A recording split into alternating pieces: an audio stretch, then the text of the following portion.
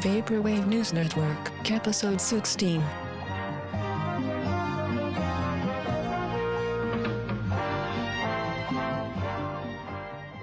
Hello, and welcome to the Vaporwave News Network, a podcast about the contemporary Vaporwave scene.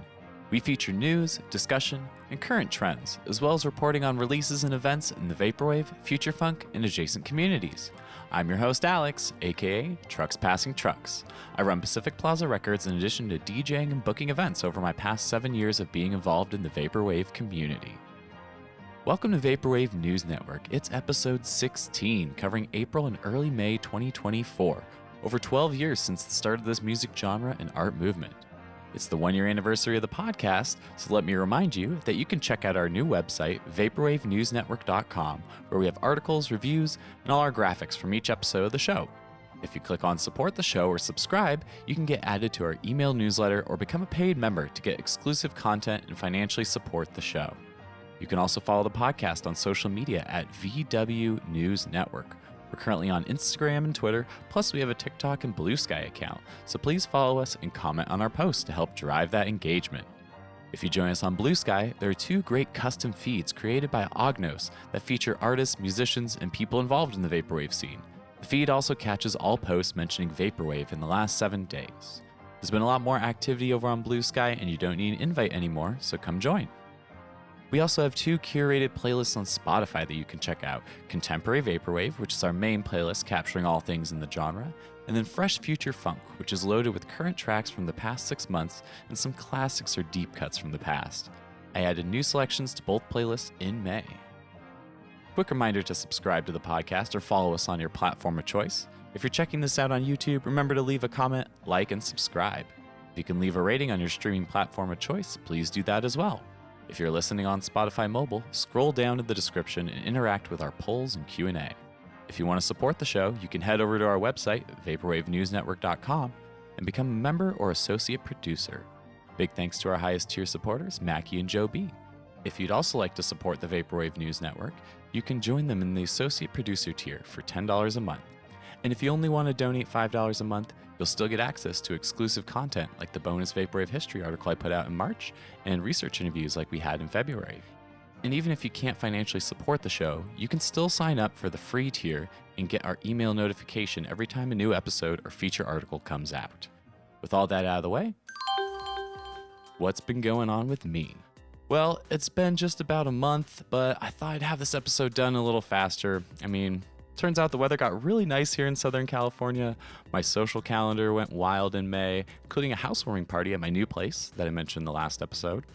I was hoping to turn the April episode around quick, but since that didn't happen, I kind of decided to shake it up a bit this month. I'm not going to do a main topic, but I'm going to cover all of April as well as early May. So it's been a year since I started the podcast, and it's funny looking back at the first batch of episodes. They were like every other week and felt, like a bit more up to date as opposed to a look back at what's happened, which is what I kind of do now, and I do sort of miss that. While I may not be back on a twice-a-month schedule, I am going to incorporate early May into this one so I can try and get back on schedule during my week of summer vacation after Memorial Day. I'm going to skip the main topic of this episode and get working on the next one right quick here. I'm also contemplating adding some contributors to the website and possibly hosting some streams or events during our 2nd year of podcasting. I have some ideas. I want to do more. I got to motivate myself a little bit better, but I'm really excited to get going on year 2 for the Vaporwave News Network. Here's to hoping it's a good one. So what am I going to recommend this week? Well, this week I have a video that is from a fairly prominent YouTube channel, but the video doesn't have that many views compared to most of their content. The channel Bandsplaining released a video called Nostalgia Overload, the genres of the 2010s, and you know it includes Vaporwave. The video covers a number of new genres created and popularized in the 2010s, providing a great insight into the creation, spread, and cultural impact of each genre. I won't spoil more of the video or give away his choices for the new genres that define or had a cultural impact in the 2010s. Stick around to the end of the video where he does a special deep dive into future funk and the globalized love affair with city pop. There'll be a link to it in the description. Wrapping up here, I was part of Vapor Aid back in April, and it was an awesome stream that raised a couple $1,000s, plus it had a banger lineup. More on that later in the show. Hopefully the next Sweat.biz will be announced soon, but otherwise I don't have any gigs coming up. So if you're looking for someone to play your stream or a live event anywhere in the country, hit me up. Like I said, if you're doing a streaming event and you need a DJ set, or even someone to do visuals, please get in touch. I'm available to do those IRL gigs in other states because my job is flexible. You can get in contact with me through my DJ Instagram @TrucksPassingTrucks or through the Pacific Plaza social media handles. Now, on to the show. So what's happened in the Vaporwave scene the past month and a half? Well, we had shows in Denver, Phoenix, New York City, Toronto, Baltimore, Los Angeles, Portland, St. Louis, and more.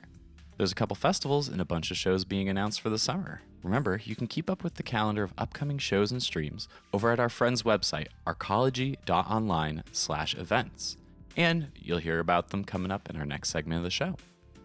What's been going on in the URL space lately? Well, I mentioned it earlier. The big one in April was Vaporade, curated and hosted by Quiz on the Hot Takes Twitch channel. The stream raised over $4,500 for the Palestinian Children's Relief Fund and had over 200 viewers at its peak. It was awesome having Quiz live on camera between acts, and the chat was bumping all day long. I think that also might have been the most amount of money raised by a single one-day Vaporwave streaming event that we've ever seen, which was awesome. Thanks so much to Quiz and Hot Takes for hosting it. Virtual Synth TV broadcast their postponed show on April 6th, as I mentioned in the last episode.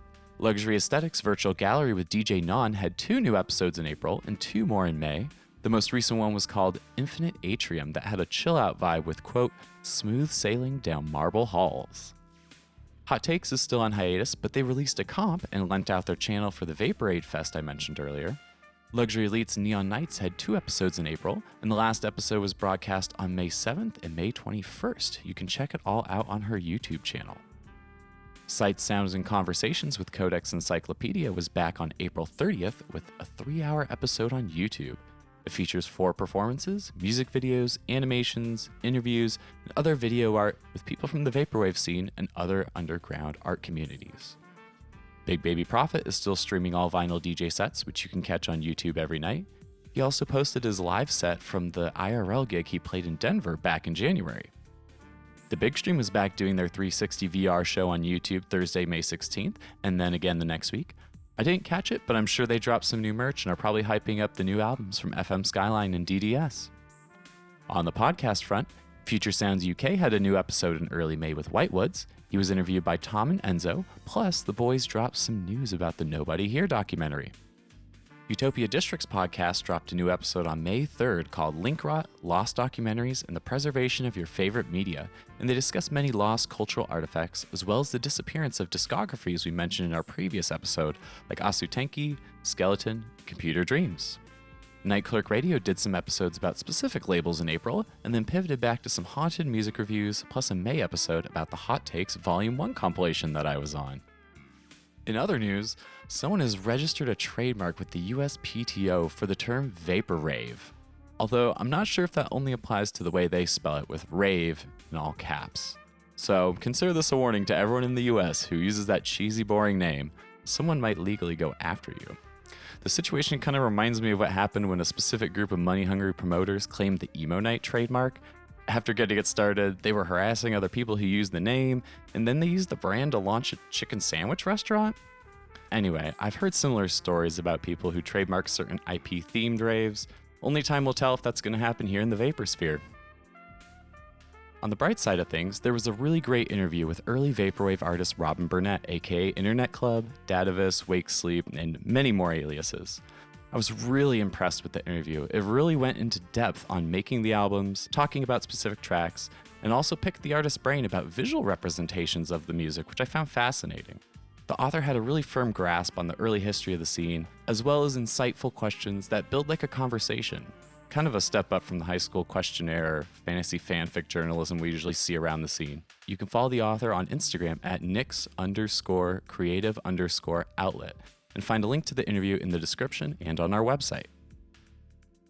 Vapor Memory is back uploading a whole spate of releases, many of them new and recent.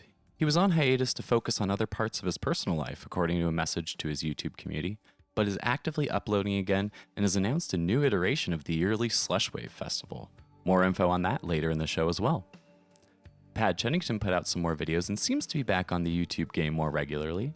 He did a top Barber Beats album video, which was really just his personal recommendations beyond the stuff he's already featured, a video about music affected by 9/11, and a video about infinity frequencies earlier in April.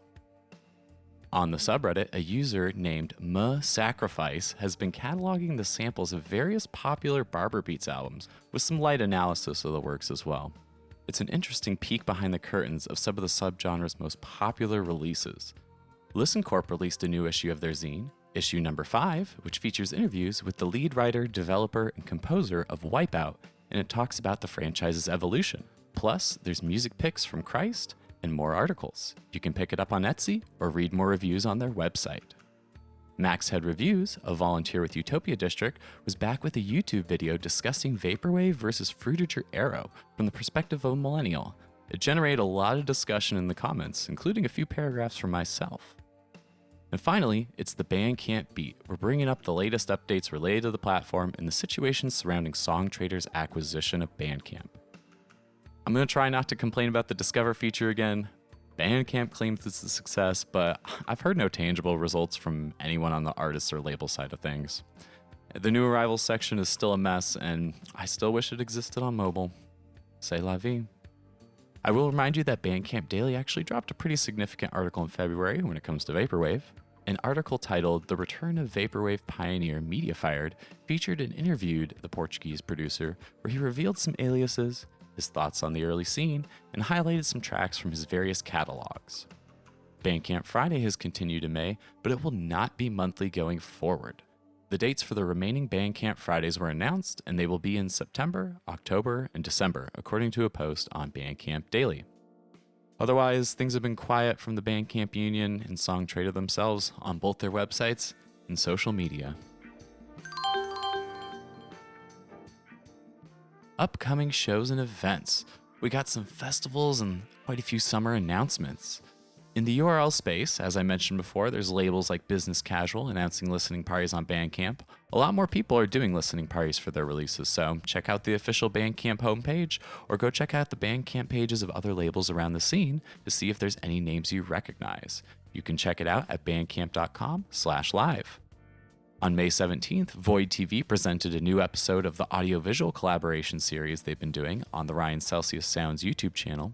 This episode was dedicated to Barber Beats and features music videos from many well-known and underrated artists in the scene. Long live and God bless the underground. May 21st, there was an online talk hosted by the New Zealand National Library called The Music of Crystal Magic Records, which was an early 2010s indie label from the island that dabbled in underground music, including Vaporwave. The label's music is being archived by the National Library in New Zealand, and their catalog includes releases from Eyeliner and Real Player 7, who were mentioned in the early polemic Vaporwave treatises by Adam Harper. Their website had it starting on the 21st, but for all of us in this hemisphere, it was actually on Monday, May 20th. You can go check it out on their Facebook, or if you're a supporting member of the show, I've also created a way for you to watch it that's not on Facebook. Luxury Elite's radio show Neon Nights returned on May 21st for episode 132 over on YouTube, and she's also hosting a watching party for the VHS version of her new album, Talk Soup, at the end of May over on YouTube. It seems that I was mistaken last episode. Vapor Shave, presented by Daydream Deluxe and Utopia District, is now rescheduled for June 15th. This year is a benefit for ALS, and it features a whopper of a lineup with too many names to list here. It'll be broadcast across both hosts' respective Twitch channels with 2 virtual stages going all day. Also that weekend, we have Sky Live, hosted by Skyline Tapes on Twitch with a 3-day URL fest that goes from Friday the 14th till Sunday the 16th. SignalCon for 2024 has been announced, and it will take place over 3 days, July 12th through July 14th. They got some big names headlining the stream this year, including Cat System Corp and Infinity Frequencies. And finally, Slushwave 2024 has been announced for August 29th and 30th, streaming online via Vapor Memory. And it was teased that there will be a live event in Belgium on August 31st, based on a Twitter post by Desert Sands Feels Warm at Night. On to the IRL gigs. For May, so far we've had gigs in Baltimore with Aesthetic Fridays on May 3rd, Phoenix on May 8th at the All Ages DIY spot Trunk Space, put on by the Desert Dreams Collective and headlined by Frank Javc. Nostalgia Lounge was back in Columbus on May 10th. Crystal Nostalgia had a gig in LA on the 18th with a lineup featuring familiar faces from their first edition. And Funk Forever was in New York City on the 18th with Pad Chennington, Discoholic, Vape Air, and Fiverr. Vaporspace STL had a show at Pop's Blue Moon in St. Louis on the 24th with Young Shiro coming in from out of town. And on the 24th, there was also a party in New York City hosted by Nostalgia Salon at the Bowery Beer Garden. Yotoki has had some future funk parties, plus they announced a new North American tour. They're going to be doing their shows in Chicago on May 18th, San Francisco May 31st with special guest Groovy Kaiju, and July 5th in LA for Anime Expo. The tour will be co-headlined by Macross, Englewood, and Vantage with dates across North America starting June 12th in Arizona, circling North America until they arrive back on the West Coast in late July. In June, we got some festivals and a handful of shows. In Richmond, Virginia on June 1st, there'll be a fest at Ember Music Hall called I2K, curated by Vapor VA. It features headliners FM Skyline, Whitewoods, and Vape Air, plus Makeup and Vanity Set, Trap Cry, Frank Jeff C, Fake Fever, Heaven Sample, That's Matt, Be Careful, Young Shiros, and visuals from Jumper Kimmons and Videodrome TV. $30 presale tickets are still available. Another fest was announced this summer, and it's on the weekend of June 28th. Gulfwave is an internet music festival and skate expo that will be in Bonita Springs, Florida. It's brought to you by Bosby and features 3 nights exploring the genre cosmos with a number of vaporwave performers and regional artists. More info can be found on Eventbrite. There'll be a big future funk gig at the Wiltern in Los Angeles on June 8th with the folks from the Yotoki tour, plus Moe Shop, Ken Harada, who organized the event, Pinky, and DJ Hello Kitty. It's a bit of a rehash of the Young Bay Groove Continental LA dates with a really steep ticket price to match, but if you dig these artists, it's a big, beautiful venue in Mid-City and it's an all-ages show. June 7th, the guys from Bass House HTML will be back doing their Aesthetic Friday show in Baltimore with a smash tourney plus lots of visualists. June 15th, Crystal Nostalgia will be back in Los Angeles at High Tide in downtown LA for a Y2K, Future Funk, and Anime Groove dance party with special guests Mittens and Data Girl, plus Night Patrol and Marcus from Tune in Tokyo. Tune in Tokyo does lots of city pop events around Los Angeles. And finally, there are events in July that have been announced, including July 13th in Portland at the Twilight Cafe and Bar, hosted by Nostalgia Kid, with headliners Hotel Pools and Frank Jav C. If you have any other upcoming events you want featured, please submit over at vaporwavenewsnetwork.com/submissions. In addition to my event submission form, we've partnered with the Arcology on a consolidated listing. You can get to their calendar by clicking on the events tab on our website. If you send something through my submission form, make sure you submit over on their website as well. That's arcology.online/events.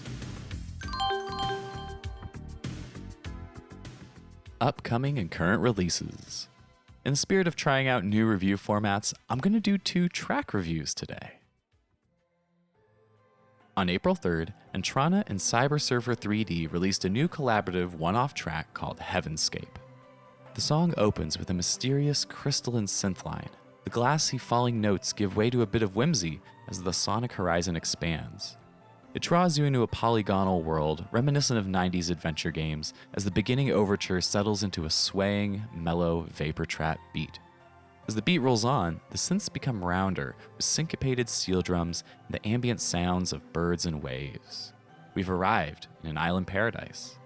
This tropical vapor trap carries the rest of the song, and rhythmic synth stabs invigorate and jazzify the breakdown before finally melting into a slowed down section to close the track. When I asked Cyber Surfer 3D about it, they said that the collaboration was initiated by Entrana, who laid out the foundation of the track, and it's a sample-free production by the two of them. It's a great song, so go check out Heavenscape on their Bandcamps.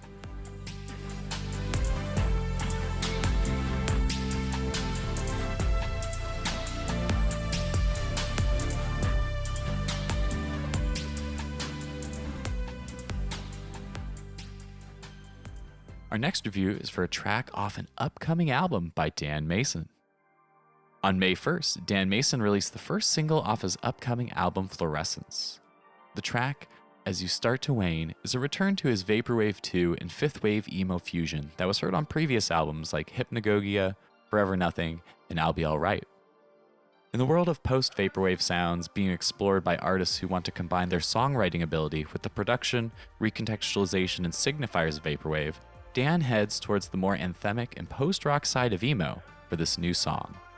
The loud, soft dynamic seen in bands like Mineral and the 2000s post-rock scene, headlined by artists like Sigur Rós and Explosions in the Sky, is clearly influential on the song and its structure.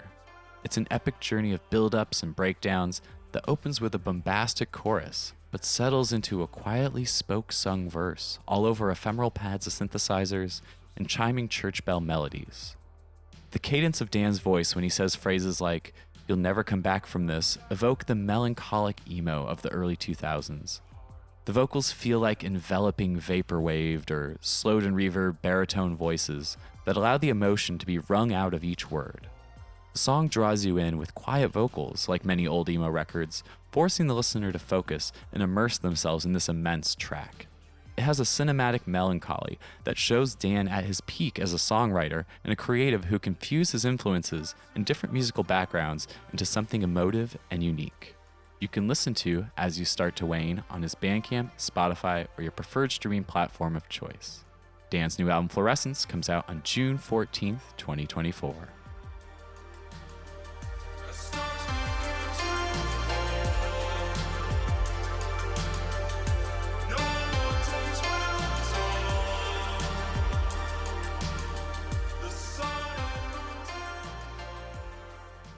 Okay, this section is going to be a long one. I'm going to be getting into both April and early May releases, and we have some great stuff here. Luxury Elite dropped a new album, Talk Soup, on April 29th. It's another year and another awesome surprise release from Lux, keeping the spirit of early Vaporwave alive. Internet Club put out 2 compilations under the name Datavis of what they describe as, quote, complete fucking nonsense from the Unison, Detune, Dataviz, Datavision LTD days, recorded through 2010 into early 2011, released in 2011 on the Datavis Bandcamp, and deleted not long after. It's on their Bandcamp and in their public mega folder where you can download their entire discography. FM Skyline's new album Images is out now. It came out April 19th, and there's even cute mugs with the album art designs. You can check out the music on his Bandcamp or Spotify, and merch is on the 100% Electronica website.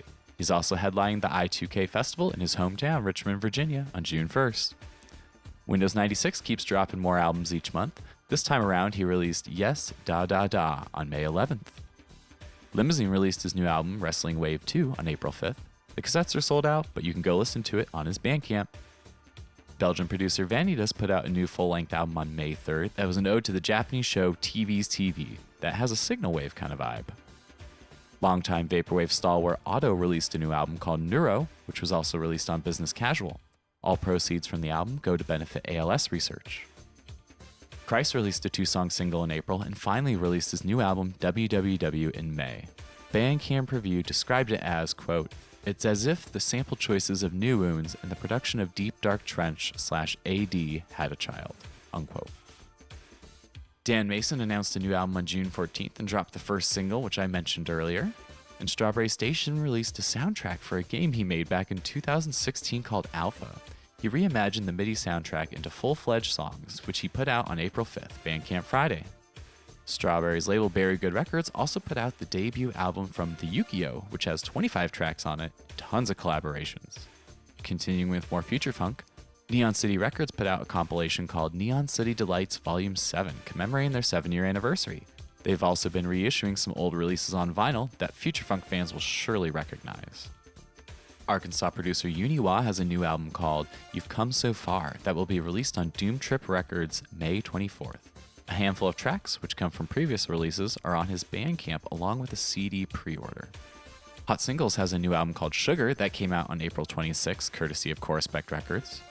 Longtime producer Sorry released a new album on their Bandcamp that translates to Just a Little.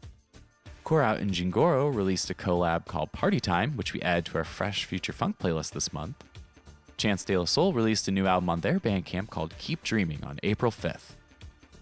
Funky Senpai released a new future funk album called Romantic Groove that was released on physical by Doki Doki Beats in early May. Japanese producer Bedroom Theft put out a new album called Flex Channel that has features from lots of other current producers as well.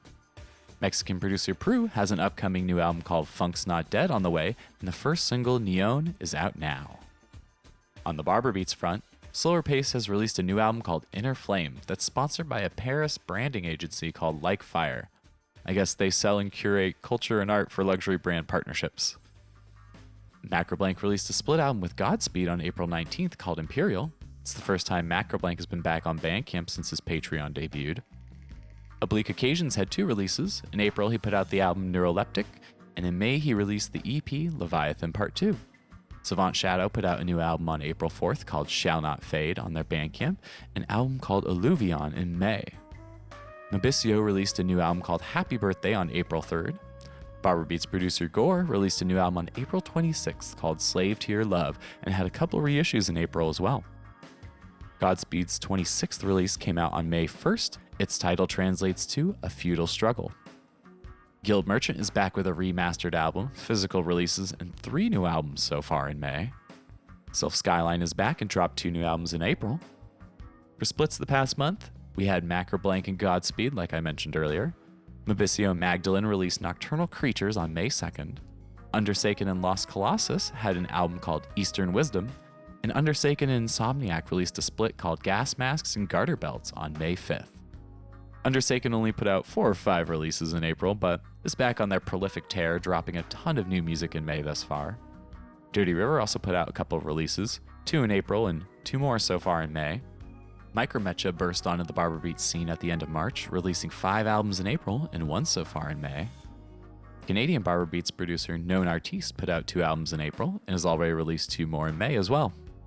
Connecticut Barber Beats producer Time Fragment released an album that translates to Heal My Soul in April and already has a new album called Moving Shadow that was released on May 3rd. Darkness put out an album and a collection of rare and unreleased tracks in April, plus an EP that translates to Don't Look at the Broken Mirror back on May 5th. Majestic 12 released a new album called Lies and Silence on April 11th. Snowpoint Lounge is back and they released a new album called Frontier Wonderland on their Bandcamp April 22nd. Seattle producer Middle MGMT put out a new album called Lost at Sea on April 10th. And Modest by Default is back with a new album called Opium Road, which dropped on April 5th. Pizza Hotline will be releasing a new album in June called Polygon Island with 8 new tracks of VGM drum and bass. Vesna TM put out a new album of Vaporwave Zero style tunes called Start, which was also uploaded by our friends at the Xnot YouTube channel. Dusk, with a Q, released a new album called Gaia/Ray, which was apparently constructed on livestream with the help of their newfound growing fanbase, thanks to the YouTube algorithm, and a great debut album that we mentioned back in February, which was called Heaven/EXE. Donorlands released a new single called Dreamlink on May 10th, the first new music since their album Rose Room, which came out back in March. Music website artist DVI put out a new EP called Reconnect on May 17th that also saw a release on minidisc. Lush Crayon put out their first album in a few years called Sushi and Other Interesting Human Behaviors. Fantasy put out a new album called Our Lovelessness on April 1st with a lo-fi churchwave vibe. Slushwave artist Illusionary Dreaming put out a new single called One Night on April 4th. Putter Pulley released a new Signal Wave album that translates to In a Secluded Cabin on April 5th. Cosmic Cycler released an album called City of Broken Dreams on April 5th, and later in the month he uploaded an album of AI-generated Weather Channel music samples called Future Weather Channel. Hotel Shampoo put out a new lo-fi album called Talk to Me in April, and an album called Escort in May. Kenmore Classic put out 4 Mallsoft albums in April, as well as a lo-fi Barber Beats album. Mom and Dad's Computer put out a new album called Crystal Deck TM Hollow Sim Terminal on May 5th. Channel 71 put out a new Broken Transmission album called Refraction on April 2nd. Lynx Linux put out a new album in May on the Renault Cassette Corp called Apex Road 84, and there's a solo video edits visual album of it on YouTube. Crystal Japan put out a new album on April 4th called Beach Off with some Sega Gamebox inspired artwork. Sport 3000 has a new album called Cryptocracy that came out on the Expanding Earth label May 2nd. US Golf released a new album that was teased with some singles on his Bandcamp and Spotify. The album is called American Mythos, which has pretty different sample sources than his previous VGM and breaks influenced releases. Renja is back with another album. This one is called Memoria and was released on May 1st with a 19-song track list. Horizon Wireless put out a new album called Faux Haven on April 3rd with some ambient, slushy barber beats. Nyoka Shoji played a live set of Nature Wave back in February, and they finally released it on their Bandcamp for download back on May 3rd. Lost Traveler from Peru put out a new album on his Bandcamp on April 24th called No Continuity in Order, collection of demos and lost tracks from before he started his hiatus. Philadelphia producer Bathroom Plants put out a new album called New Minds Solidarity, which will also be coming out on cassette through Aquablanca soon. Boris Kids Collective released their new album Galileo Grandois. It came out on April 25th on cassette, minidisc, and CD. Select formats are still available on their Bandcamp. Encarta 95 is back with a reissue on his floppy label disc Strudelsoft. It's his old EP Into the Goblin Forest from 2017. For compilations, first we had Hot Takes, who put together a compilation to raise money to benefit children in Gaza. It features 28 tracks from friends and guests of the show, including a new track by my project Trucks Passing Trucks, plus tons of bonus content from fans and members of their Discord if you download it. It came out April 8th and has artwork by Loonitus. Celadon Plaza put out their 2-year anniversary compilation, with all proceeds going to the Prevent Cancer Foundation. Business Casual put out Anniversary 11, celebrating another year of releases from the iconic label. And on the net label front, Sunset Grid released some new albums by MIDI Soft Deluxe, All Right Babes, Compact Presario, The Videotech, Paradise Corp, and Dolore. One of the folks behind Sunset Grid, Blue Screen, also released a new album called Musique Ancienne on May 1st. Bogus Collective released a bunch of new albums from artists like K Nova, Minish Doll, Anti-Inverse, Midnight Premiere, Dystopia Nexoplanet, UV.exe, No NRG, Neon Tiger, Bento Boy, Ezra, and more. Photoshop Co. has released new albums, including stuff from Isola Mile, Sleeping Charmander, Pocket Monster, Microsoft Executive, Cute Aesthetics, Hollymono, Secret, and more. My Pet Flamingo released some new stuff recently. 1-800's Missed Connections, curated by Groove Remote, came out, and Pleasure, a new album by Mac Lacrosse. Shadowfoil Industry reissued stuff from Theta June Lalonde, and Atlas Cries, which is a side project of Nrail. Geometric Lullaby put out a spate of Barber Beat reissues and some new Dream Punk by Scott Lawler, and ambient music by Lua 2. No Problema Tapes put out many reissues as usual, including stuff from Desert Sands Feels Warm at Night, Majestic 12, Abyssio, and Solemn Oath. They also put out an album from Gendema called Sassy Things on April 26th, which is apparently doing really well on streaming services and YouTube. And they also put out an album called Kent 1956 from Kagoshima Tangerine. Gorgeous Lights released a new Barber Beats bundle of 3 albums in May: Hong Kong Express HKtopia, Recreational Cults Self-Titled, and Sky Too High Midnight Metropolis Romance. Pure Life Tapes put out a new album called Intrusion Countermeasures Electronics by Phasma on May 3rd. Qingdao Market, the satirical parody label, put out a box set of Cat System Corp albums reimagined as knockoff bootlegs. They got great attention to detail and aesthetics, even if the wobbly music isn't your cup of tea. They also put out some RuneScape Wave parodies as well. Cityman Productions has an open pre-order for an album we talked about in our main topic of the last episode, Building a Better World by Cat System Corp and Telepath. It's a special edition Sega box set like they've done for all the other Cat Corp albums. The label will also be having a big sale soon as Tony closes it down later this year. Really unfortunate to hear about. Underwater Computing released a bundle of 3 albums for the spring by the artists Pyroglyphics, an unpronounceable conglomeration of letters and Unicode symbols, and the artist 911 Jasp Telecom, which is a collaboration. Business Casual had 4 releases in April: Allegria with their album Horizons, Venus Death Trap with the album No More Tears, Skiware with the album New for 92, and Otto's new album Neuro, which was mentioned earlier. They also released the 11-year anniversary compilation and a deluxe edition of Late Arcane's Extravagance, which we reviewed last year on episode 11. My label Pacific Plaza put out 2 releases over the last month and a half, including a reissue of The Midnight by Alias 404, and in May we put out the new Vapor Breaks album New Position by Luxury Noise. Cassettes are still available for both releases. If you have upcoming releases to send to us for coverage, head over to vaporwavenewsnetwork.com/submissions and use the upcoming release submission form. Okay, and like I said earlier, I'm actually going to skip doing a main topic today, and I'm going to go right onto a history section. It's kind of funny because last episode, our main topic was basically all history, and I skipped the history section, so works out nicely.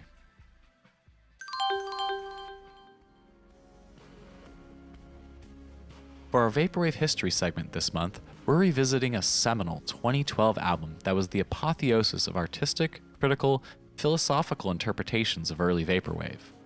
Redefining the Workplace by Internet Club came out on April 21st, 2012, and was the follow-up to their album Webinar, which was released the year prior in October 2011. It's an album of hazy and warped samples that touches on many musical and thematic elements that would make up the cornerstone of Vaporwave and its future subgenres. The album was a curiosity at the time it was released, and was name-checked in Adam Harper's notorious article, Vaporwave and the Pop Art of the Virtual Plaza. In a recent interview, Robin Burnett, the person behind Internet Club and many other aliases, said, quote, "I was making the peak of my very concrete, situationist and Marxist plunderphonics phase." While Harper also connected Vaporwave to social critique of corporate culture and the infamous "all that solid melts into air" quote from Marx, Burnett mentions in an interview from the Dummy Mag article that they are trying to achieve, quote, "the defamiliarization of things we've become so used to that we don't notice them anymore," unquote. Or, in other words, recontextualizing something familiar by presenting it in unfamiliar or strange ways. This again comes up later in Harper's article when Vectroid says, quote, "I wanted to take that familiarity and recontextualize it so it was just slightly out of place," unquote. While people have used Vaporwave to make social or cultural critiques of a political nature, it's the bigger picture of taking signifiers from the past and reusing or recreating them in a new, unfamiliar way, which has given Vaporwave a deep wellspring to draw from and continues to open new conceptual planes for creators in our scene. The hyper-real, digitally touched-up office building in the album's artwork is wholesale appropriated, with its awkward non-standard aspect ratio, at least for music album artwork, and pixelated just enough to hint at the false reality behind its glossy facade. The name of the album even came from a tagline at the Hall Office Park, the place which inspired the album and its spiritual predecessor, Webinar. Non-standard artwork shapes and appropriating or remixing existing images has long been a hallmark of artistic productions in the Vaporwave scene, not only for album artwork, but for visual art, music videos, and live or live stream performances. Artistically, the album's been influential for its production techniques and how it uses sound to transport the listener to somewhere unsettling but familiar. The album is noted for its use of effects, which Robin said, quote, "I went absolutely bonkers in Ableton and just fucked with the effects to a revolting level," unquote, specifically naming the Ableton Crystal Reverb as a big part of the album and the album's predecessor, Webinar. This contrasts to Farside Virtual and the glitchy releases Internet Club have been experimenting with in the early days. As Sunbleach pointed out in a 2017 review, quote, "Burnett utilizes a wall of sound production style that forsakes brick walling for the kind of enveloping ambiance that accompanies new age music playing in a waiting room," unquote. This sort of production would be emulated in Slushwave, and the wild experimentation with effects would influence many future producers and experimentalists in the genre. This long-form conceptual work is a landmark, and although parts of it can be challenging for listeners, the album paved the way for new modes of artistry and music production in the burgeoning Vaporwave scene. And even on the critical side of things, redefined the emerging genre as writers and cultural critics struggled to parse this unique form of art appropriation and cultural recontextualization. You can listen to the album on Internet Club's Bandcamp page or on the Vapor Memory YouTube channel. There's also a great interview by Nick Caceres that I cited, as well as the original Adam Harper article, which I discussed in episode 6 of the podcast.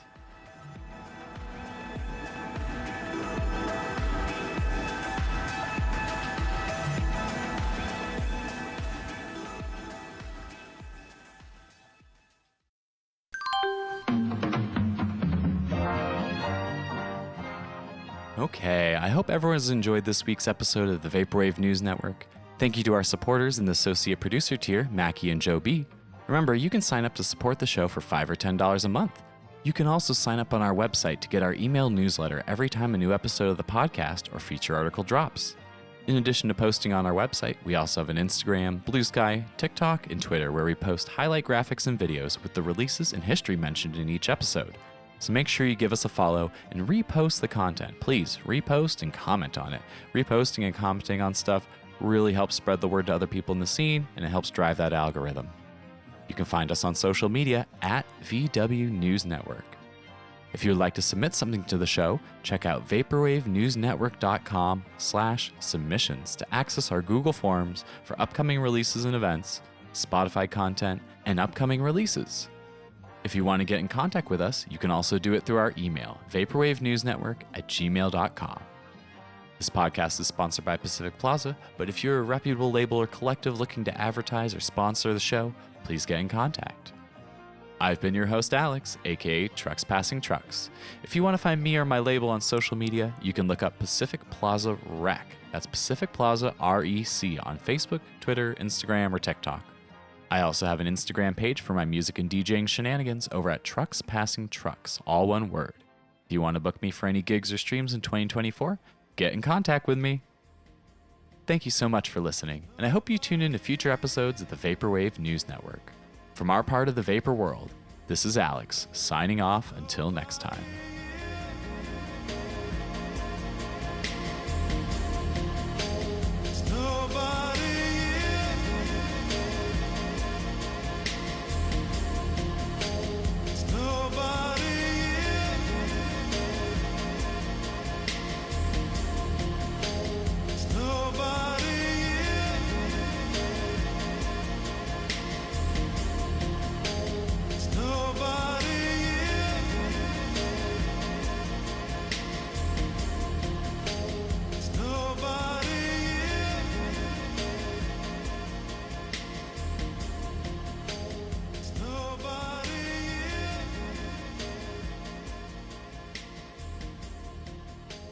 Vaporwave News Network.